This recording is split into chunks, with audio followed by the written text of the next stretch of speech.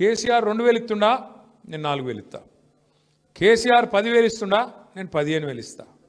కేసీఆర్ ₹1,00,000 ఇస్తుండా లగ్గానికి, నేను తులం బంగారం ఇస్తా. ఇంత నమ్మిండ్రు. 6 గ్యారెంటీల గారెడ్ల పడ్డరు. ఏందో జరుగుతుంది అల్లం బెల్లం అని చెప్పి స్కూటీలు ఇస్తా, ఇది ఇస్తా, అది ఇస్తా, అది ఇస్తా, ఇది ఇస్తా అని చెప్పి 420 హామీలు ఇచ్చే వరకు మర్చిపోయినరు.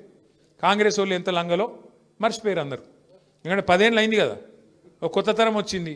ఈ కొత్త తరం వల్ల కాంగ్రెస్ వాళ్ళు ఎంత దుర్మార్గులో తెలియదు, ఎంత దుర్మార్గులు ఎంత మోసగాలు తెలియక ఆయనతో నమ్మిండు. జై జై అని చెప్పి ఆయనతో నారాయణ రెడ్డిని గెలిపించారు కల్వకుర్తిలో. ఇప్పుడు ఏమైంది? అదే నారాయణ రెడ్డి తిడతాండి ఇప్పుడు. ఆసుపత్రి ఇట్లుంది అట్లుంది, నేను చూసి నేను పరిశాన్ అయితే ఈయన నిన్న ఊడిపడ్డాడు ఏం రాబోయే రాజకీయంలో అని.